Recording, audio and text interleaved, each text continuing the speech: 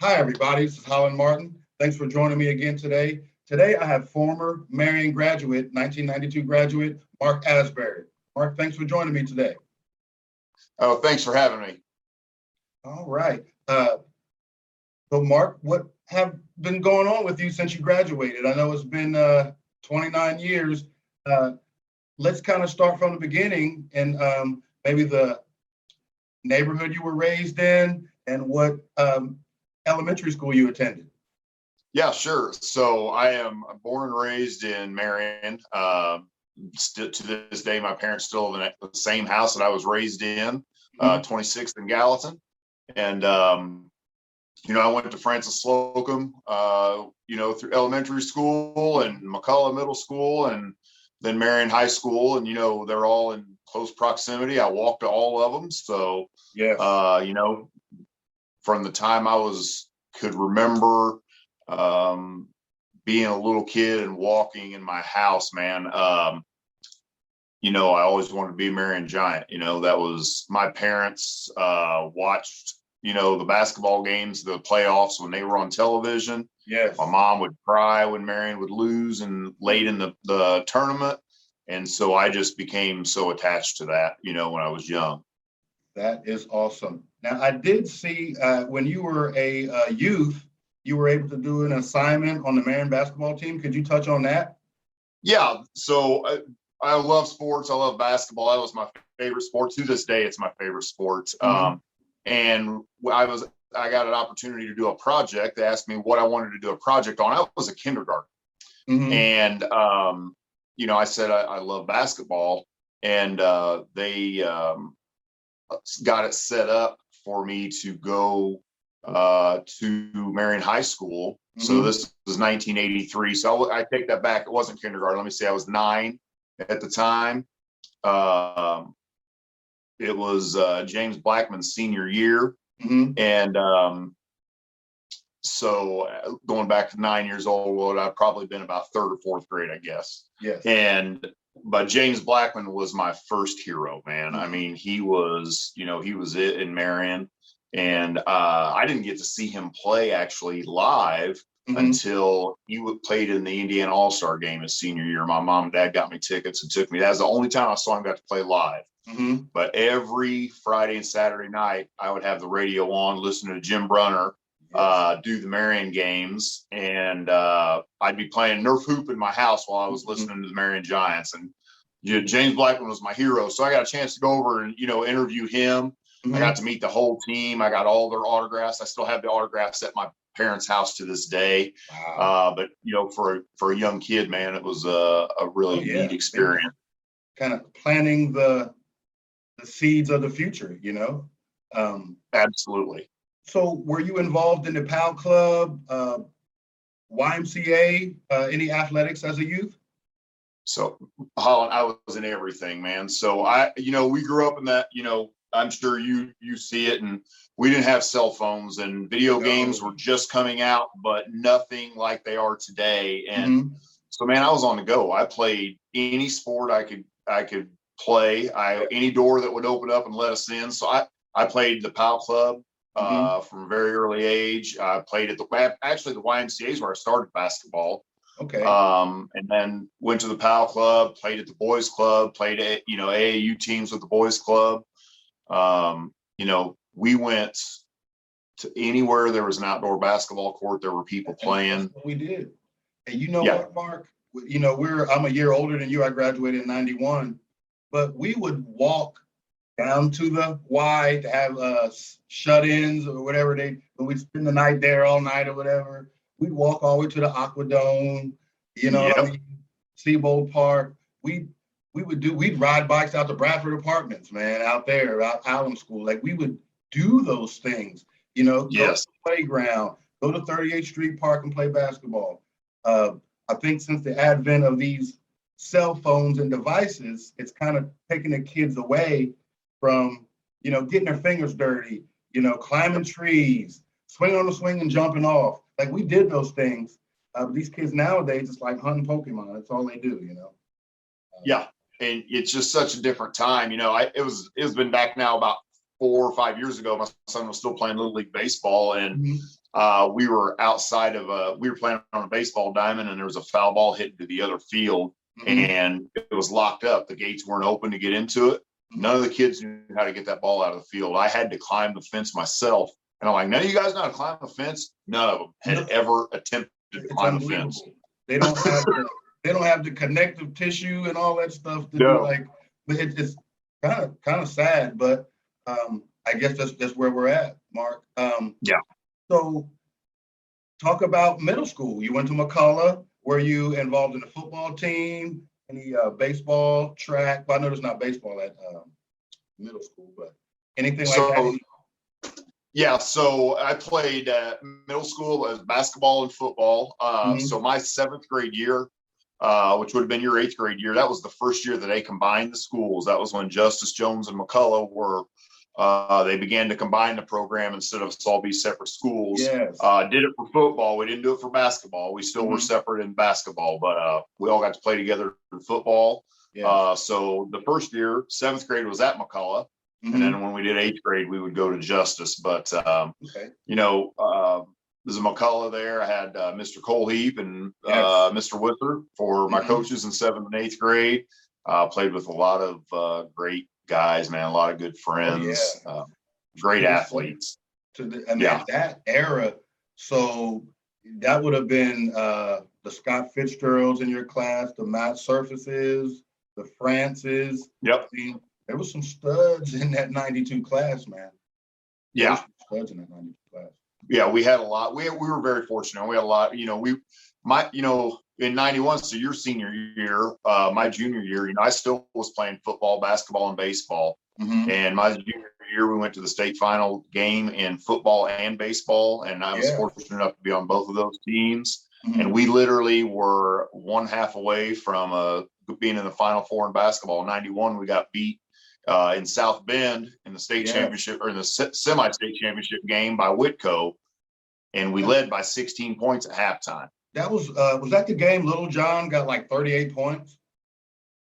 I think. So that was our senior year. That was when we won sectional. We beat Oak Hill. Little John scored 38 in the championship game.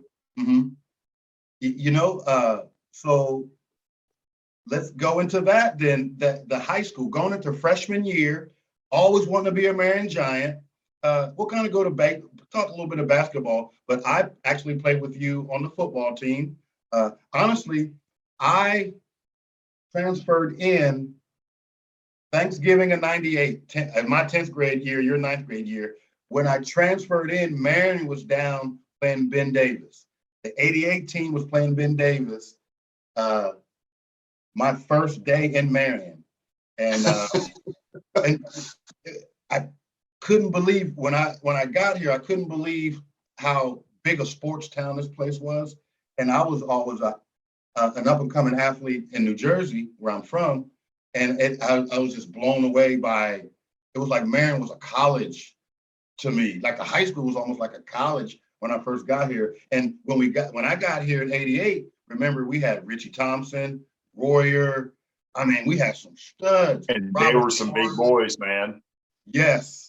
Von Jackson, we had Chris Stotts, Montgomery. It was some studs on that Marion team. And I was just blown away. And I had to be a part of it. That 87 to 91 class, like you said, we went to state in swimming, baseball, basketball.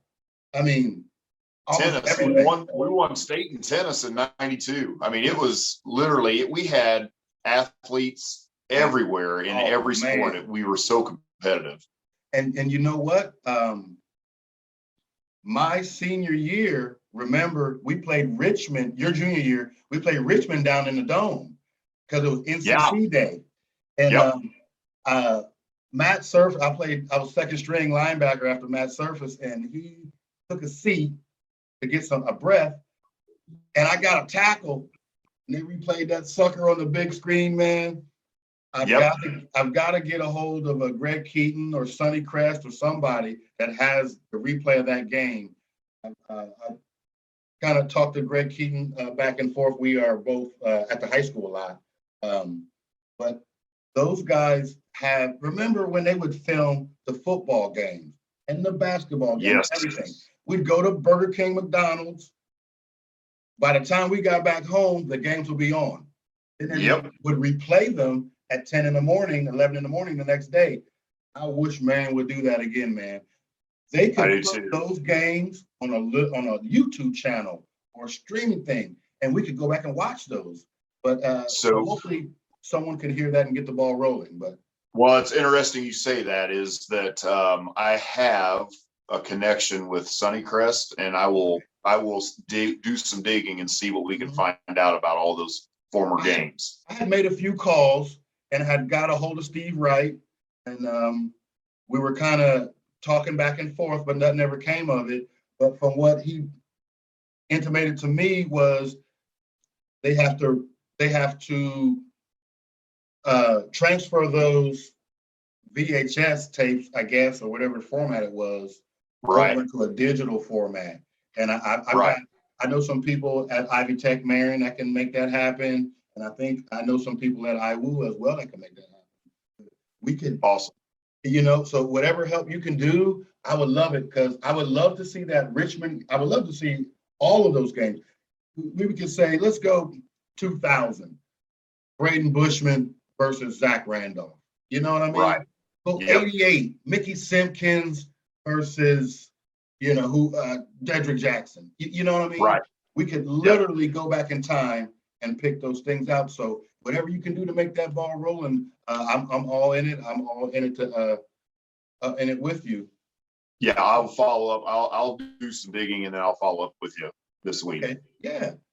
So now tell me about some of those Marion Giant. Like you said, you were involved in pretty much everything. Talk to me about some of those stories. Maybe some of the bus ride stories. Maybe something a coach pulled you to the side and it changed your life, or something that still is with you today. So, man, I tell you, we probably don't have enough time, honestly, to talk about the impact that my coaches had on me through all the years, man. And I start off, I mentioned Cole Heap and Whistler earlier. Coach Whistler was my coach in 8th grade basketball. Then he coached me in junior varsity baseball. He was an assistant coach on the baseball team. Yeah. He was an assistant coach on the varsity basketball team. So, and he was hard on me, man. And I was raised by my mother. My dad and my mom are married, but my dad was a truck driver. He was never home.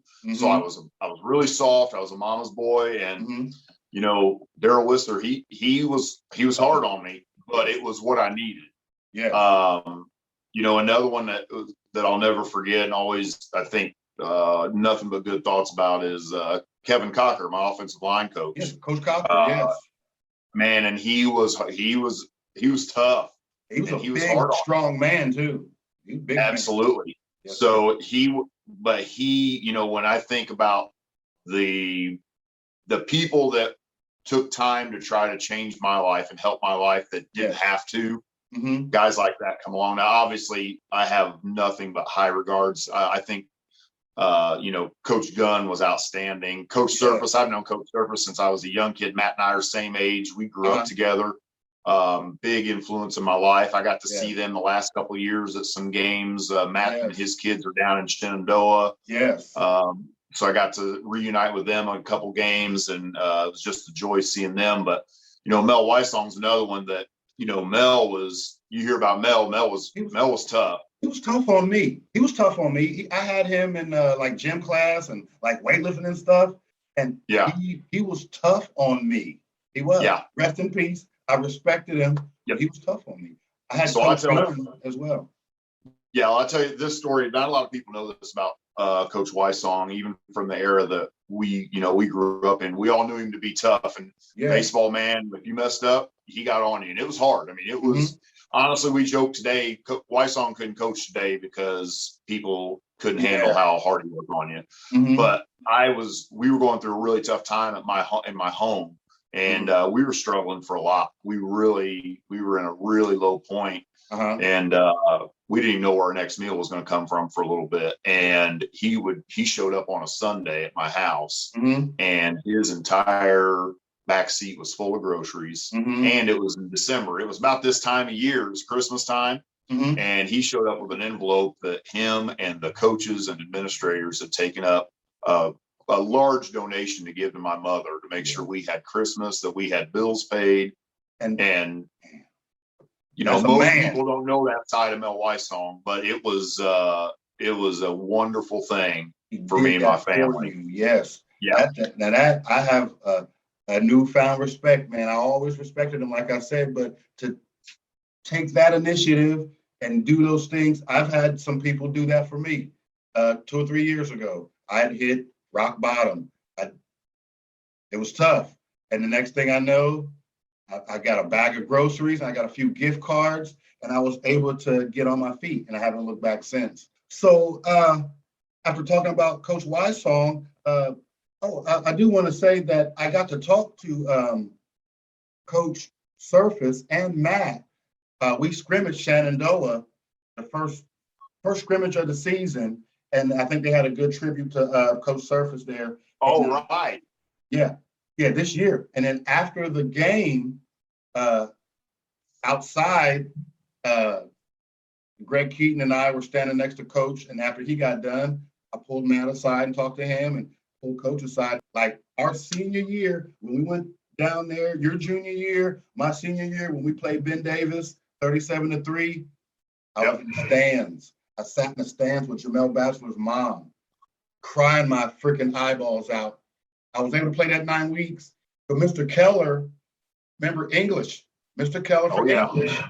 I had him. Do all that. He failed me with a 59. And back then, you could only get one F. Nowadays, you have to pass 5 classes. So you get 2 Fs. But back then, I failed by 1 point. And it threw my life into a tailspin. I didn't care anymore. You know what I mean?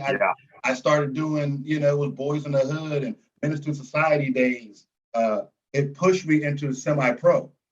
I played semi-pro for 13 years because I had more left. I had more left after high school. Yeah. So I played 13 years there. I played 19 years total of football. 4 years of high school. That's awesome, man. But you know what, Mark? I'm broke up, baby. Broken fingers, broken knees, ACLs, necks, back. But if I could do it again, I would. Yep. But let's get back to you, my friend. You played baseball, basketball, and football. So now, after that football season, talk about going into basketball. Now, you guys had Orlando Small, Brian Walker, Chip Bryant, Matt Betts, Steve Turner, a great group. And with Coach Dan Gunn, talk about that basketball season, all 4 years, your growth. Yeah, so, I go back, again, all I ever want to do is play basketball for Marion. And I tell you, it was tough competition. There were, my sophomore year, you had a senior class of David Anderson. You had Jason McCain, Big Johnny Williams, Dedrick Jackson, Travis Kirby. They were number 1 in the state. So playing time was tough. How was the practice? I played more JV than varsity until halfway through my junior year and then into my senior year.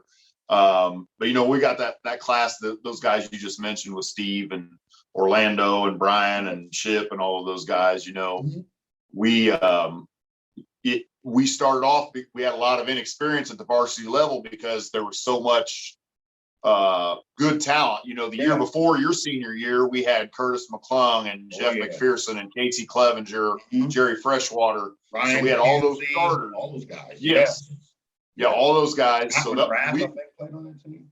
Yeah, Matt McGrath. So all those guys graduate. And so literally our senior year, we're all starting for the first time. Yes. And we did have some experience. Orlando had some quality minutes. Brian had quality minutes. I played a little bit. Steve had some quality minutes, but not a lot. Yeah. And so the season started off a little bit rough. Matter of fact, our first game, we played Anderson Highland, and Randy Zachary ended up being Mr. Basketball that year. Yes. Played for Anderson Highland, and he dropped about 36 on us, and they beat us by about 30 points. That was our first game. Yeah, and we realized, we had a tough road ahead of us, but we came together really quick to have a pretty good season. We really did.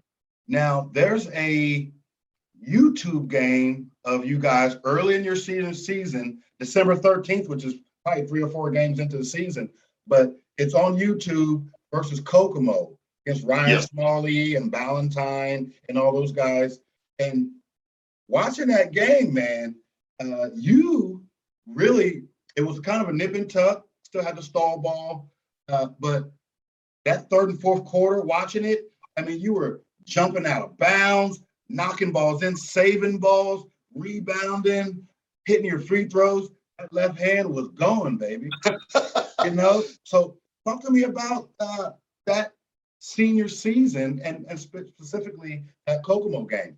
Yeah, so one thing when you had reached out and you mentioned the Kokomo game, I tell you, one thing I always remember about Kokomo is when you're going to play Kokomo, at that time you were always going to play against a tough defensive team. Basil Malby, that Malby ball. Yes, Malby ball, and it was a 2-3 zone that was packed in tight. Yes, and you knew the game was going to be in the 40s. There was, if you could get out of the 40s, you would beat them because they didn't want it to get out of the 40s. And I had forgotten the score of the game. I got an opportunity to go back and watch it a little bit today. And sure enough, the final score was 49-40. That was that's all I remembered about Kokomo was their defense. Under 50. Yeah, under 50. That was their goal.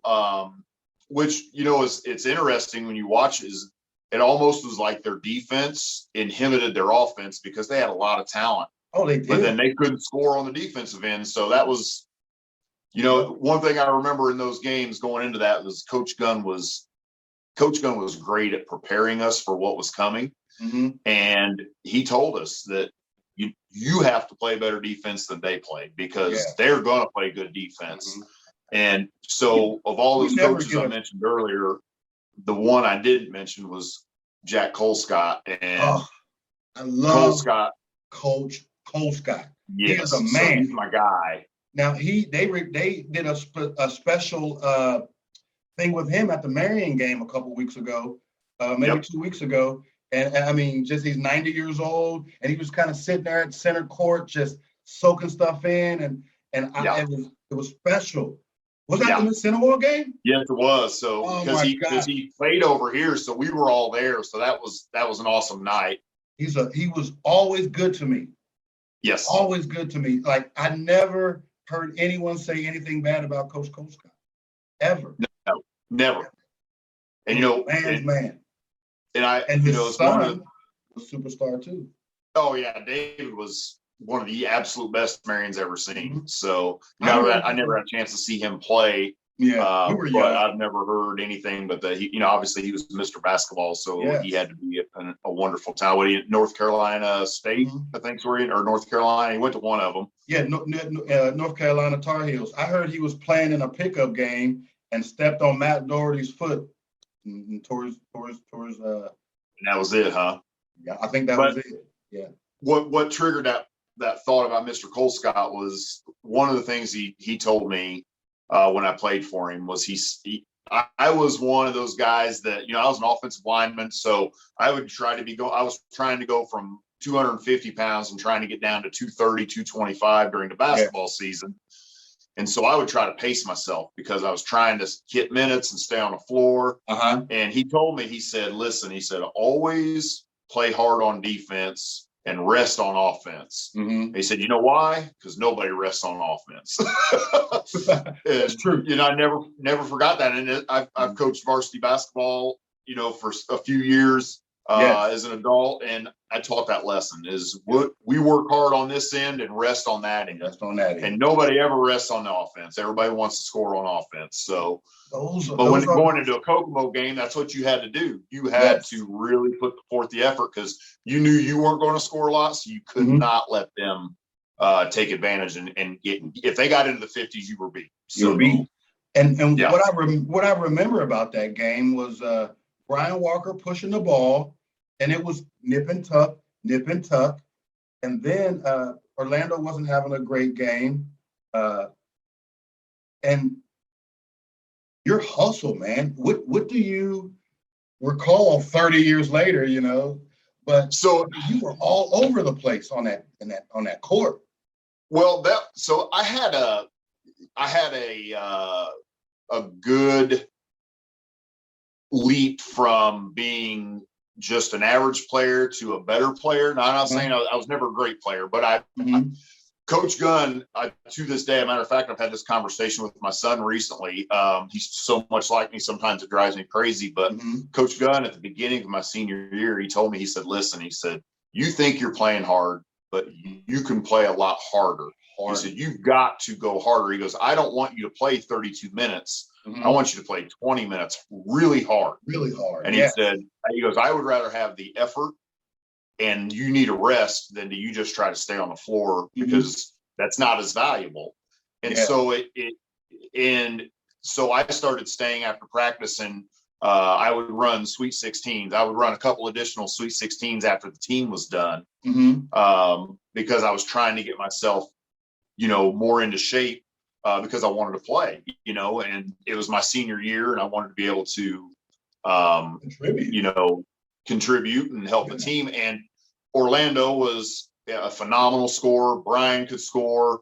We had Chip that could score. I mean, we had a team that could put the ball in the basket, and I loved to score, but I knew that wasn't necessarily my role. And, I scored when I needed to. And so I was a nice option. And being almost 6'5", I played down low, but I also could shoot. So what I learned, and came from Coach Gunn, he said, if you're always moving, you've always got an opportunity. But if you stand, you're easy to guard if you're standing still.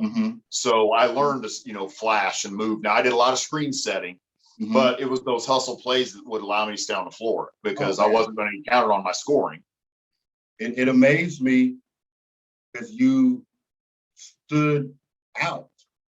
There wasn't no one on Marion hustling as hard as you. And like you said, that's a testament to good coaching, keeping those things in, implementing them on the court, on the field, on the diamond. You know what I mean? It's so important to listen to your coaches. Because, I've been a coach in Marion the last 15 years, football-wise.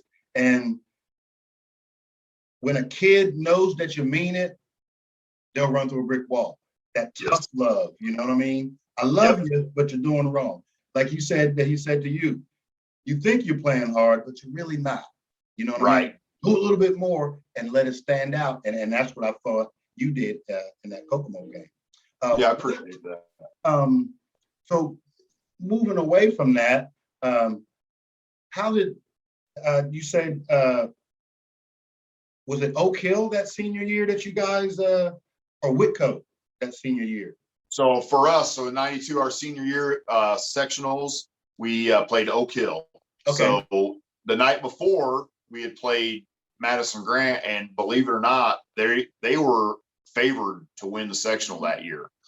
We had, if I remember right, we were somewhere about 12-8 for our season. So we didn't have a great record.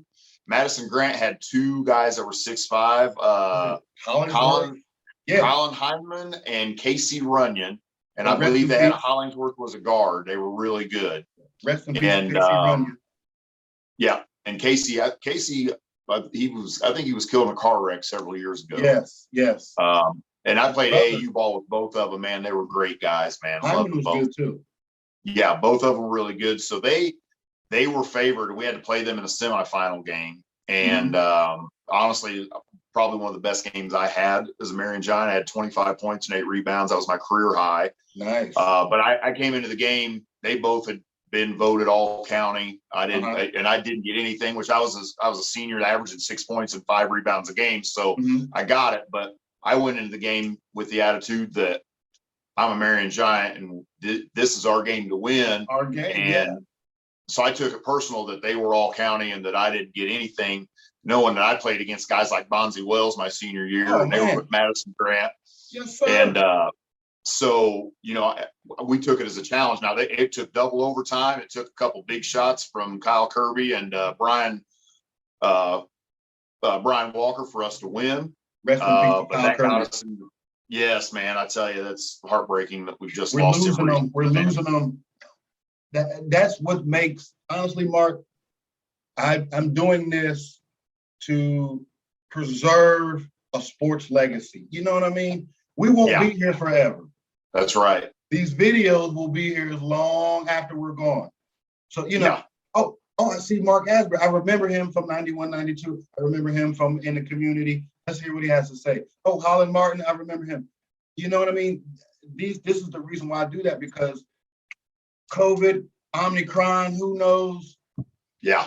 Life is so precious anymore. And I just want to get as many stories out there. And so I was watching the game a little bit ago, and I was like, I got to get Mark on. And it's actually been a couple months in the making of us finally getting together. But I'm so happy to have you on.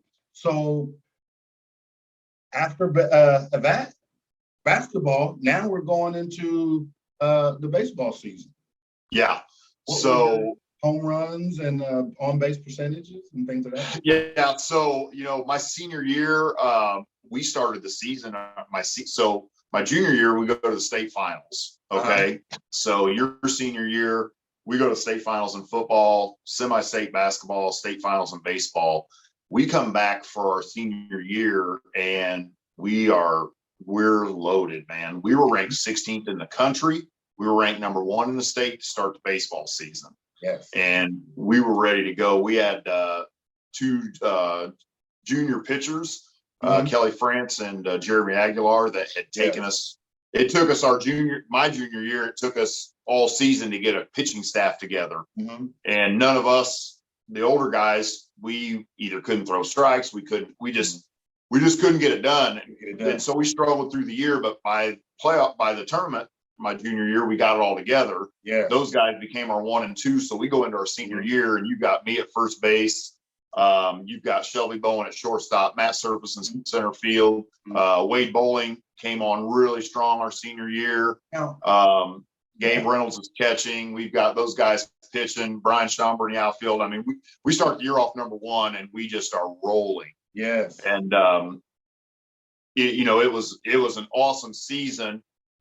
We lose the second game of a doubleheader playing the subs, which we had good subs. There was nothing wrong with that, but we let some of the younger guys pitch, and we ended up losing a game early to, I think it was Belmont early in the year. Belmont. And we recognized that we had a special season ahead of us. And I remember Weissong talking to everybody and saying, so look, it's not that we don't want to play everybody, but how do you guys feel about these double headers? And we're like, we want to win them all.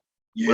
We don't want anybody beating us. So we went hard the rest of the year after everybody. So we finished the season. The only team to beat us after that, we lost in the last inning on the last play. We had a error at the very end of the game. We lost to Newcastle at Newcastle. Was the only game we lost the whole season after that second game of doubleheader. So we go into the tournament about 21-2, ranked number 2 in the state. Oh yeah, and pretty good. We win sectionals pretty easy. We ended up getting upset in the regional championship game by Logan Sport. Man, it was a phenomenal season, though. Had to be a heartbreaker. It was extremely heartbreaking. Just all those names just kind of bring things back. You know what? We're connected. Yes. You know what I mean? Like you mentioned those couple of names. I hadn't thought about those guys in years. But then all of a sudden, boom. I remember Long Lean Kelly. Hollywood looks that Wade had. Brian was a big, strong guy as well. I remember that. And it brings things back, which is awesome. Then did you attend college after high school? So I did for a year. I went to IU. Just, I tell you, man, it's one of those things I wish I could do all over again. Yeah. I had some good opportunities to go play sports, and I chose not to, and I've regretted it ever since. I really have. Got an opportunity to play baseball at a junior college in Kansas. I tell every year when the Rose Bowl's on, I tell everybody my claim to missing fame. University of Wisconsin wanted me to come up there and play football, and they were not offering me a scholarship, but they wanted me to walk on. I was 6'5", 250 pounds, and they wanted me to walk. You would have been 290 by the time they got done with you. Exactly. Well, my freshman year of college, I'm at IU, and Wisconsin's playing in a Rose Bowl, and I'm sitting there going, yeah, man, I could have been in a Rose Bowl. I wouldn't have been dressing, but I would have been at the game, probably standing on the sideline. And so, trying to teach those lessons to other kids when they're having those doubts about what they want to do. I'm like, listen, you have one chance at this. Do it. Yeah, I'd rather you do it, hate it, and then decide not to do it than to always wonder what it would have been like.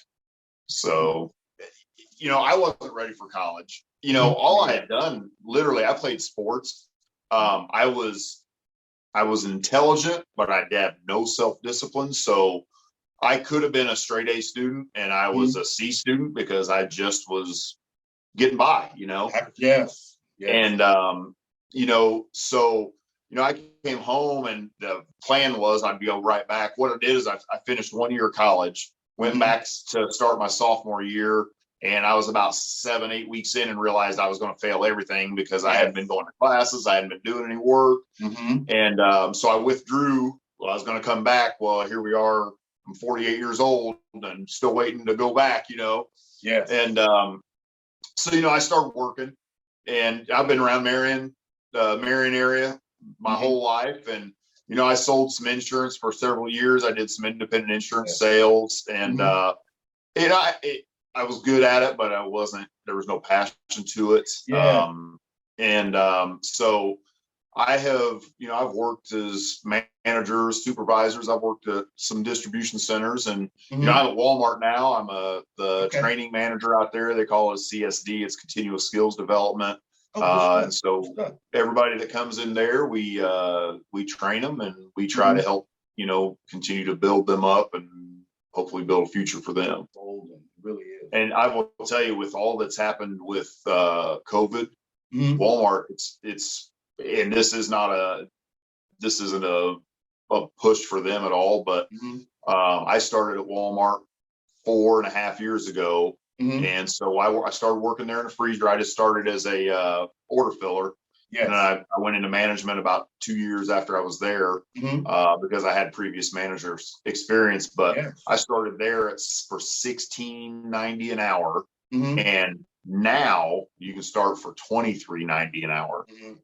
So starting right now, so the pay has went way up. Yes. Yeah, because we're trying to get people to work and trying to keep them there. Yes. So let's touch about that. How has the last 2 years with COVID and quarantine and contact tracing? Because I've heard, about a month or so ago, and even now, Gas City had got hit hard. The Marion versus Mississinewa football game. Second week. There's kids that can't go to RJ Basket, and some kids, it's pretty. Talk about the challenges that COVID and the quarantines, and maybe even touch with vaccines and jabs for no jabs, no jobs. How's that affected you personally? So, for us, it's my son's senior year, and the biggest thing was we just want him to play. We want to make sure I absolutely hated having to cancel the Marion game, for us. You guys probably would have beat us this year because you guys were on all cylinders, and we were reloading. Yeah. With the semi-state 2 of the last 3 years, so we were reloading. At that time of the season, though, it probably would have been a really good game because it took us about 3 or 4 games to figure it out. And got hurt at Pendleton Heights. Very first quarter, first game. Yeah, he was out for the year. So we go from a senior starting quarterback to a sophomore who hadn't played yet. Yeah, Nolan Quater, and he did a good job this year, man. He really, and you saw him get better as the year went on. He really worked hard. Yes. But our biggest thing is all the parents, not just me and my wife, but collectively, we said whatever it takes. Fine. What do we do to make sure they have a season? If we in Mississinewa, they had gotten away from the masks, and I know they were doing it. They're still doing it at Marion, but we were like, if that's what it takes, whatever we got to do to make sure that we get these kids on the field, we'll do it. And so a lot of precaution. If we knew that anybody around us or had been around my son or any of us that was, we would get away and, we'd hide out for a day and make sure that we got tested because we didn't want to take, if anybody had anything, we didn't want to take somebody else, which fortunately nobody in my household has had it. But trying to stay proactive was the biggest thing. Oh man, so tough having to navigate. I mean, it's mentally exhausting to me, this whole. It is. And now we got Omicron and Lambda, Delta, Mu. To me, it's kind of, they're putting stuff into the soup, man. It'll be something else next year, something else a year from now. And that's, I don't think I think that's what'll happen. I really do. I don't know if it's the nature of the coronavirus or if it's being planted. I mean, I try not to dive into that with people because it draws such a heavy line between people. It does. It does. It really does. And I hate that divides us the way it is because we as a people need to stay united. Especially now. Everything post George Floyd is changing the dynamic. The consciousness of the world has changed since George Floyd, to where guys like me are not going back to the 50s and 60s like Grandpa. Right. We're on a more even thing than ever, and we're not backtracking. There's still that old guard. You live in Gas City. We've all heard a sign on the bridge, don't let the sun set on you, blah, blah, blah. Sundown towns and all that. But it's changed. I mean, you look at the dynamic of Gas City now, and it's a good deal of mixed race, biracial, and things like that. Now, when I first moved here, it wasn't like that. No, it was not. But it was gradually in this last 30 years, things have come to this. You still have the old guard, but now we're becoming the old guard. You know what I mean? And now we're setting that example. We're not going back. And so, Holland, that's one of the things I tell you that about being a Marion, growing up in Marion in the time that we did. I still feel like we grew up in the golden age. Yes. But we had a very good balance of races at Marion High School.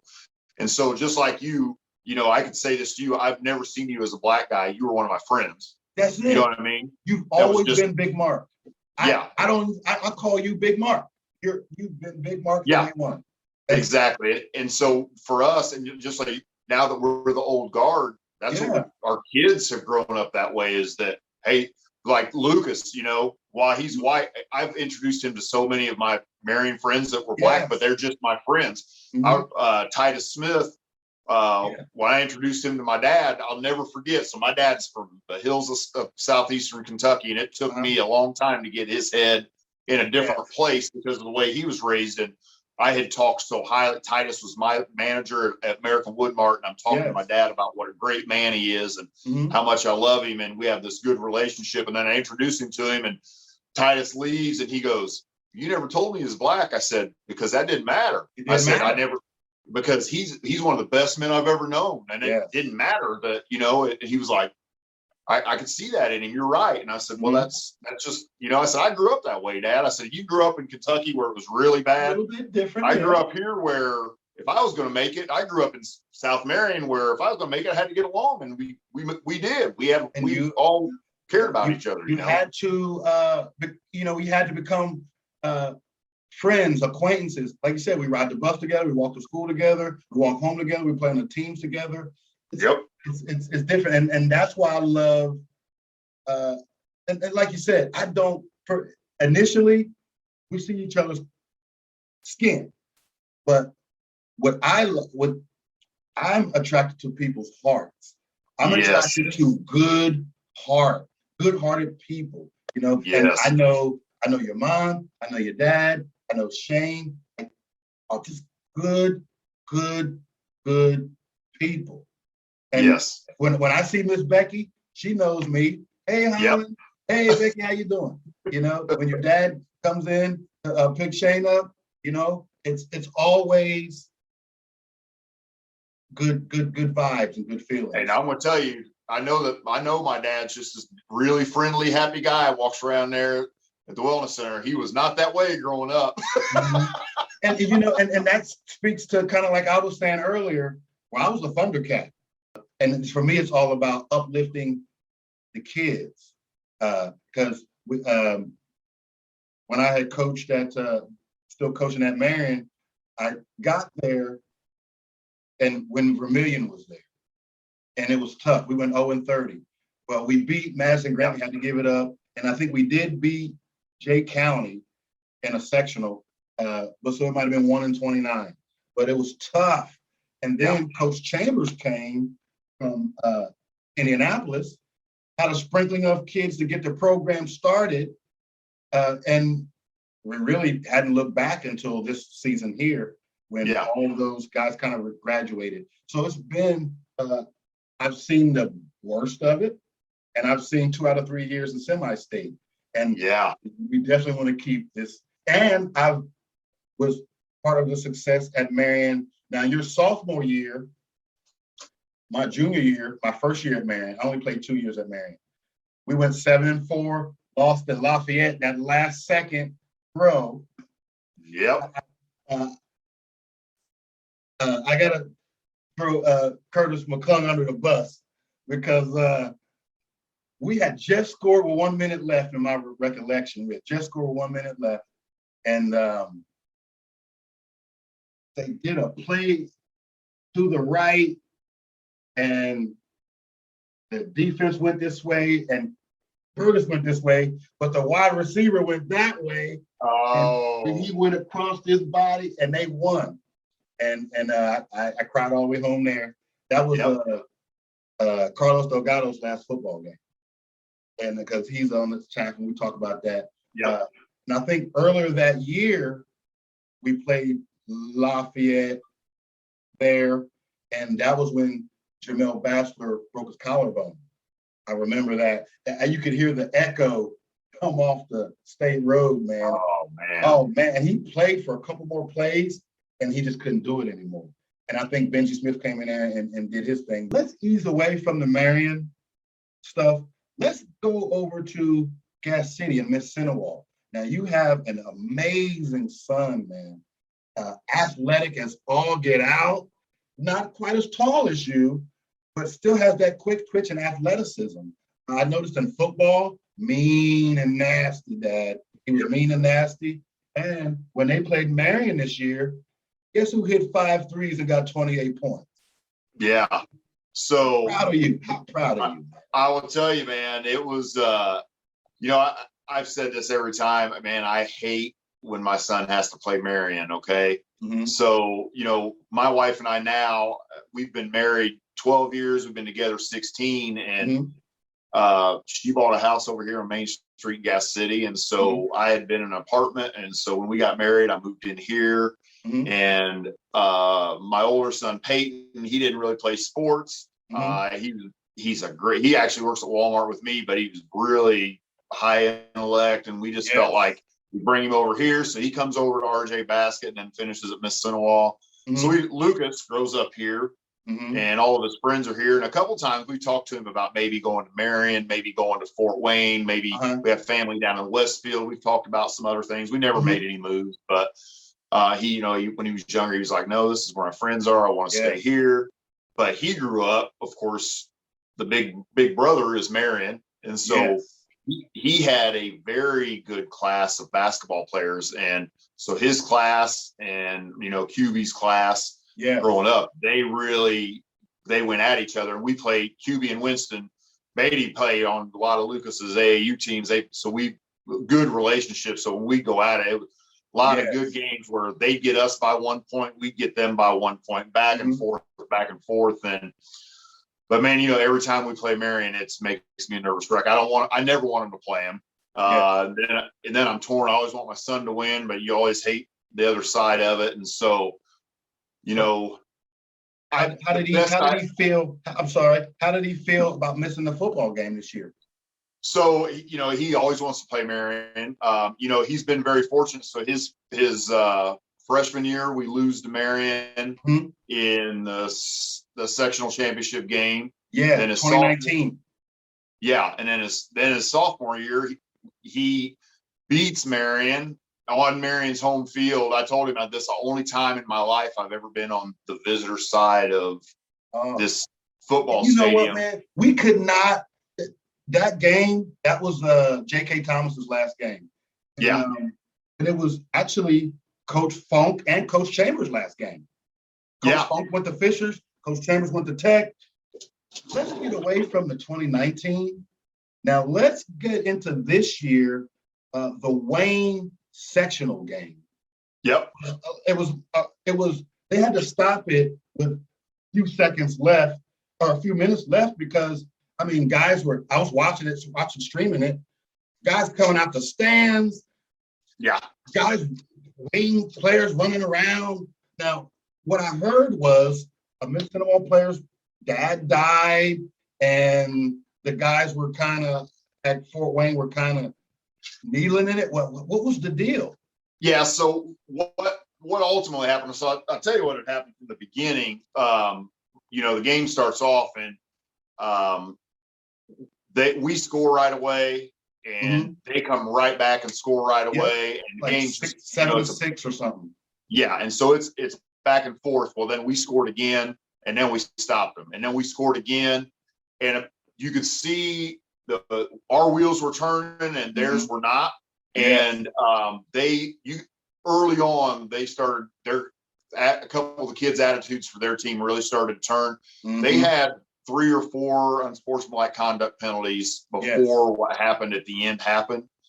Now, so one of our players, his dad had passed away, and he's got on social media, RIP dad. So, it got out that his dad's dead. Well, some of the players on the other team were trash talking him about his dad. So, he did give a real big cheap shot to one of those players after a play.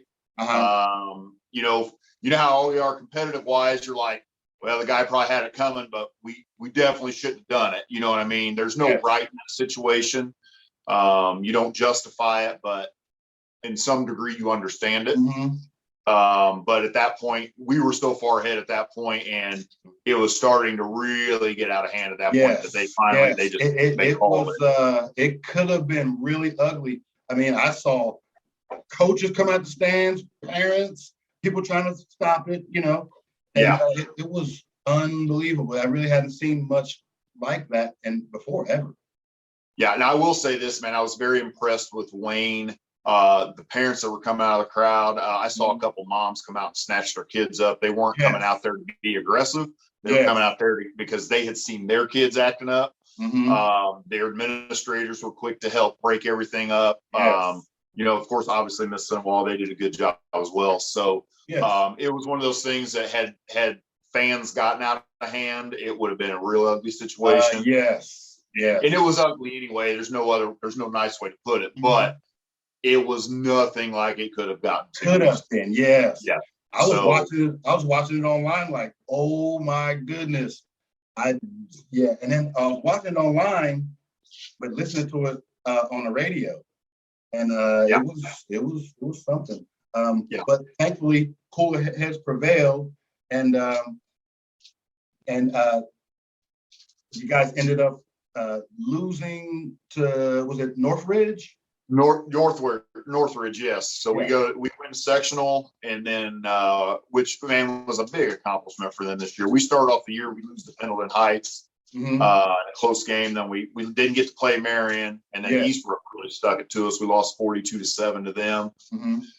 So at that point in the season, we're going, where's our season going? Yeah. Now, we didn't have a strong schedule, but then we rolled through the rest of the schedule. But then you're going into sectional. Now you're going, we really still didn't know who we were.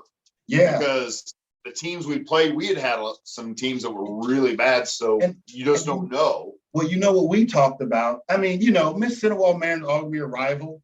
I said, well, they played Alexandria, Tipton, Elwood, Madison Grant, Oak Hill. I mean, that's not why we're playing Lafayette 6A and Lawrence North and Lafayette McCutcheon and Jeff. It's different. It's kind of like you guys are still on a 2A, 3A schedule and 4A ball, and we're playing 4A ball with 6A guys.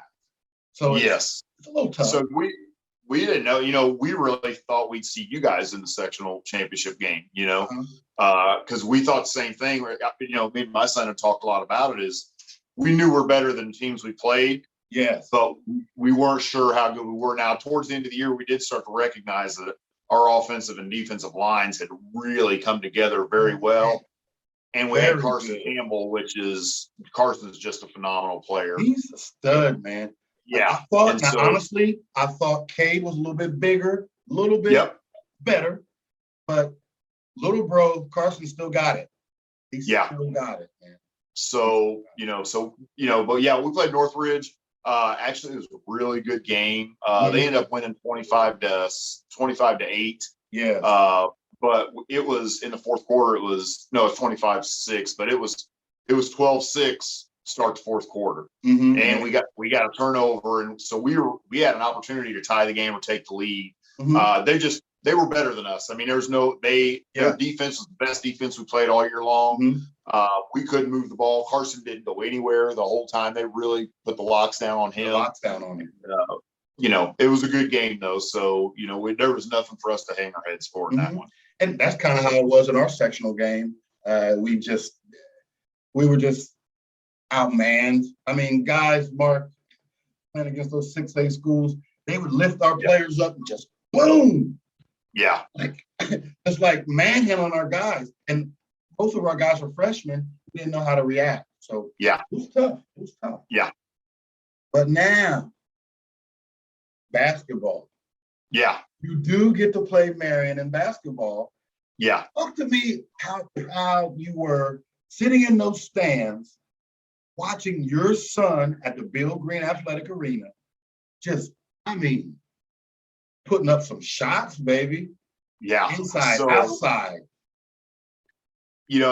I hope that, this is his senior year, and I hope he has even better games than he had against Marion. But, dude, Holland, I couldn't be prouder of him. That was my home floor. That's the place I wanted to grow up and play. And for him to go in there, and we knew this year we're a little bit undermanned. We graduated a lot of talent from Mississinewa. And, he stepped up in that game. Marion really had a good game plan to stop Hayden. And Hayden had 19 points, but they were a hard 19. Now, was that the number 10 point guard? Yeah. So that's Hayden Allred. He was really good. He's grown up. Him and Lucas were the same age. They've grown up playing together. But, that kid's tough too. But Lucas, Lucas has a really good shot. And he's got a big advantage because Lucas was like me in that he grew up, he was the biggest guy all growing up. Now, unfortunate for him, he didn't keep growing.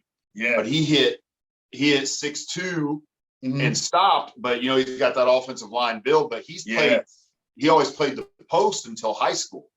So he hit the 5 threes against Marion, but he also had 3 3-point plays where he gets inside and gets fouled and makes a bucket. Yes. He played so well that game, man. So yeah, it was awesome, man. It's got to be. So how was the after you get home, and what was the talks like?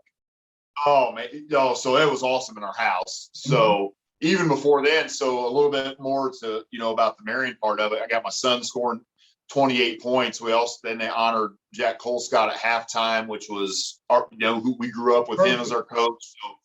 So for the Asbury household, man, it was like a celebration for us. As even though we didn't get the win, Marion gets the win, but they celebrate Jack Colescott. Lucas is out there. It was a win for both programs. Yeah, and so all of my Marion friends are texting me and calling and congratulating me and just talking about what a great ball player he is. So it was special. And Lucas has always played well against Marion because he likes to play against tough competition. Yeah. So he steps up in those situations. I was proud. Well, let's kind of go backtrack to his junior year. Now they played in a sectional final. Was he in a rotation as a junior? Yes. So he came off the bench most of his junior year. He started a few games, but he comes off the bench. And so Mississinewa hadn't won a sectional in over 50 years. And so he's coming off the bench, and actually he played a big part in the Norwell game, which they won to win sectional. He comes in the second quarter, and I think he scored 8 points in the second quarter, but he comes in, hits a big three, gets fouled, hits a couple free throws. But at that point in the game, when he comes in, we're behind and nobody's scoring. We're not playing well at all. And so he really got the team going, got them going in the right direction. And didn't necessarily lead them, but he led them back. And then Landon Swanner and Tay, those guys did their part in the second half and were able to pull out a first sectional championship in 50 some years for Mississinewa. So Mississinewa basketball the last probably 6 or 7 years, with the Bounds and the Galts and the Mays and the Reeds and just studs, man. At each, then you had Horton and then you had Trey and Miles, and like you guys really have come to be competitors in this area. Very, very good to see. But we're pretty. No, I was just going to say. So another accomplishment for my son is him and Tay are the only players that have been on a sectional basketball and football championship for Mississinewa, because they hadn't won basketball sectional in 54 years. So kind of a cool accomplishment for him. Yes, man. So the sky's the limit. So we still got 20 games left in the basketball season. Good things could happen. Marion plays Kokomo tomorrow, and we had already talked earlier about that, your great game against Kokomo your senior year. But is there anything that you'd like to add? Anything you'd like to tell the people, talk to the people? Anything that you're involved in? Talk maybe about your family or about anything. Well, I tell you, one, as far as my family goes, man, I couldn't be more blessed. My wife, my wife is, Lucas isn't his mom, but she is at everything. She supports him over the top. It's awesome. Lucas loves everything she does. So our family's great. But I would tell you, man, I guess the thing I tell, we were here to talk about the past of Marion, and I said this earlier, but we grew up, I felt like in a golden era, right at the end of a really great time to grow up. It was before technology was really taking over, so we had to get to know each other. We had we like you said earlier, we climbed trees and we jumped fences and we went swimming, we walked, and so we got out. I'm glad we didn't have cell phones, so that we didn't just sit there and talk to each other FaceTiming. They're blessed to have the things they have, but I feel like we're a lot more blessed to be able to go out and find each other to play games. And where are we all going to play? Where are the ball games at tonight? Where are we going to go hang out and being a part of that area? We're going to play ball at 28th Street. We're going to Upton Court. We would say, where's the games at? Yes. We're going to Upton Court. We're going to 38th Street. We're going to 14th and McClure. We're going to Valley Avenue. None of those are there anymore except out there Webster. Yeah. So, we get together. So when we were out even to 16, we started driving. We would we get in the car, but who's going to basketball? You got to make sure there's a basketball in the car. You didn't know if you were going to play or not, but you didn't want to go. You don't end up going by a court and not have a basketball with you. And it was so competitive. Even because even the PAL Club had a basketball league. I remember a little bit older than you, but Jamie, Phil, and Jason McCain. I remember them wearing their white satin championship coats with the red letters on.